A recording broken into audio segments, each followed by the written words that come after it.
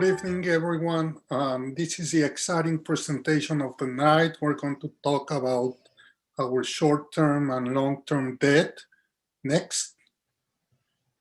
So we're going to talk about our debt profile. Our debt profile is divided in three: capital debt, leases, and bonds. Capital debt is the money that we've raised to pay for the capital projects that we have done since 2002. So as you can see, the first two, we refinanced them in 2012 and 14. The maturity date is next year.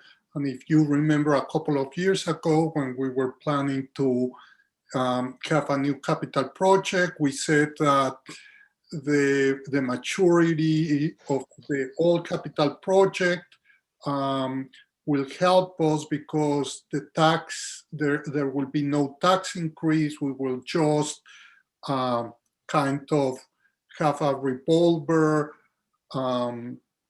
line from the old projects to the new projects. And as you can see, the two big numbers in payments for these years are coming from those two projects. Then in 2011, we had a small capital project. It was $4.65 million.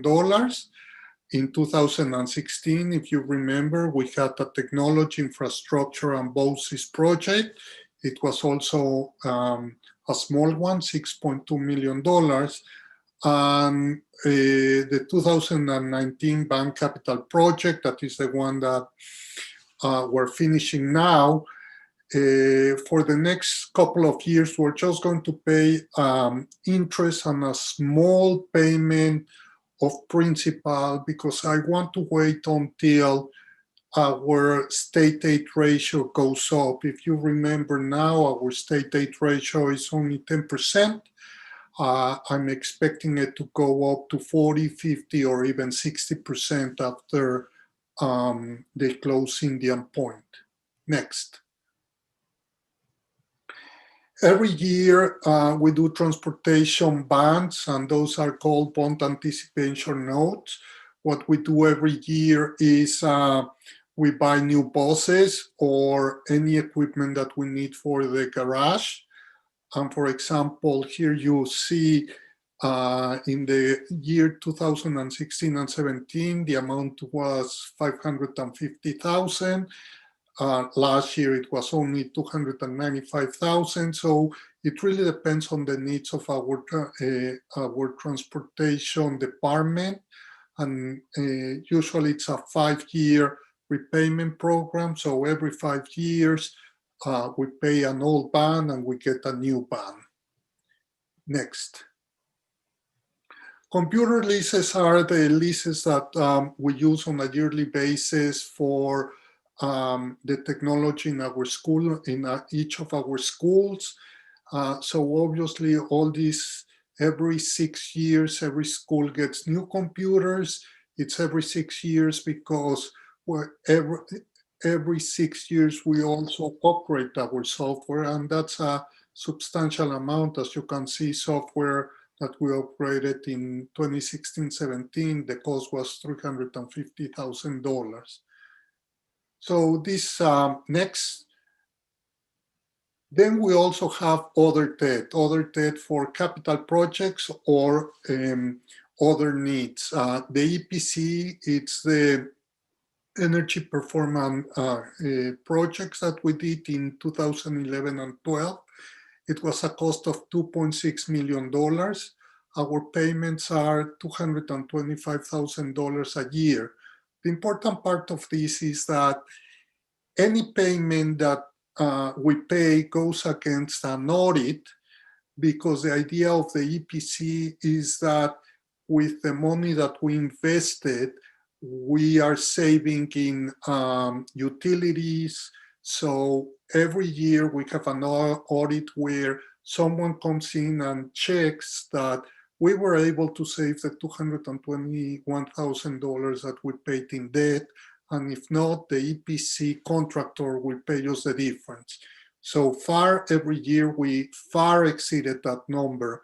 When we did the 2011-12 EPC, our utilities were between power and gas and oil for the buildings. It was about $1.2 million. We're down to $600,000, even though back then we didn't have any smart boards. We didn't have the number of computers that we have today. So in that sense, the EPC has been very successful for us, and we're planning to do a new one to further reduce reduce expenses and increase savings. In 2011 and 2014, we had several substantial tax surcease due to the 2009 collapse of the real estate market. So we had a lot of major companies that have their offices in our district filing for tax surcease that we lost. And we had to issue money because we had to issue debt, because we didn't have the money to pay for that amount of money at that particular time.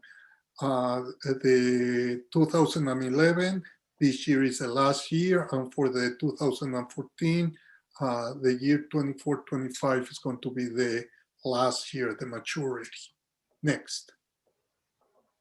So here you have our total debt. For this year, we're going to pay in debt $5.1 million. Next year is about the same. And the following years will drop a little bit until it starts going back to 5.1 to the $5 million or around due to the new project. So that's all. Thank you. Any questions?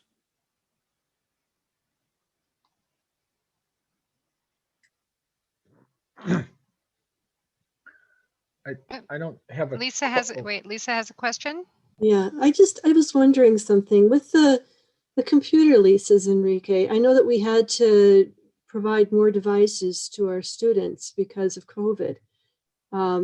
Did that have a big impact on that computer leasing program, or was it something we were already set up and we were close enough to the 1-to-1 ratio to be able to handle that? Well, actually, in that sense, Lisa, what Laura decided to do was shift from desktops to Chromebooks. So we spent a little bit more money than expected in the last couple of years to go to the 1-to-1 ratio. But for a while, Laura's idea was to start shifting from desktops to Chromebooks. But she's here to tell you a little bit more about it. Hi, everybody. So yes, the original plan a few years ago was every building was doing Chromebooks every year replacement. And then in that process, there's also a lot of hardware behind the scenes that needs to be replaced. With originally the projected plans for this current school year was that the Blue Mountain Middle School was going to get all of their devices replaced. So we were going to be replacing their desktop computers in the teachers' classrooms. We were going to be providing Chromebooks on a 1-to-1 basis, but to be kept in the classrooms. We were going to pull the desktops from the library, put Chromebook carts in there and iPad carts in there. We were just in the final phases of figuring all that out with the technology team before COVID happened. So then we quickly had a shift. So at that point, we did have the money set aside for the lease for those purposes. And then we quickly had to reallocate and figure out how many Chromebooks we did have. And yeah, we order very quickly, as you know, and hundreds and hundreds of Chromebooks to make sure that every student in the district had the ability to take a Chromebook home. I also had to provide laptops for teachers, which they currently did not have. They relied purely on their desktops prior to that. So now every single instructional teacher, counselor, anybody in those roles has a laptop assigned to them. So that's especially helpful when you see the middle school, the high school, they have the desktops, which are about 7 years old right now, but they're still making them work with web cameras attached to them, and then the laptop. And the elementary school teachers still are using their desktops, but they also use the laptops, especially on the days we go remote.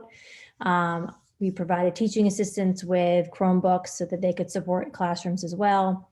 So all of our plans sort of just got blown up.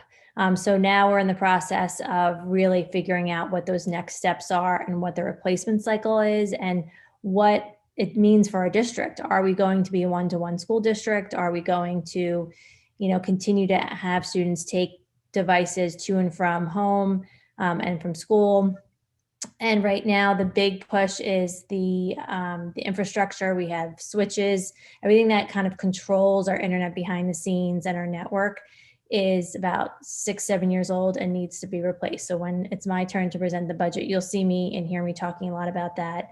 Also replacement of all of our access points, which control the Wi-Fi in all of the buildings. So that's a lot of the next steps. And then trying to utilize the Chromebooks we did just purchase, even though a lot of Chromebooks last really only about 4 years. There's a licensing structure attached to them.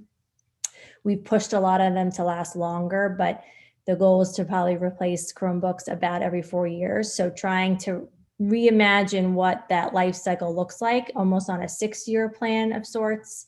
So I kind of answered that long-winded, but yes, we had planned on purchasing one way and then we quickly shifted. And so that shift is now making us kind of rethink how we move forward. But it's probably going to be about the same amount of money every year, just allocated to different places at different times. Thank you.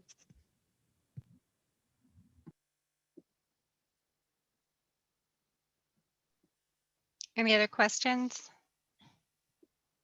All right, thank you, Enrique. It was really great to hear that our energy plan has produced so much savings. That was one of the earlier initiatives that the district took on to try to keep our tax increases lower, and it's been very successful. So, and that excellent. was not the only one. We also have the solar panels. We also have LEDs, and the next step is to change the whole lighting in the district to LEDs, and that will happen probably next year. We actually were in the midst of putting together an RFP.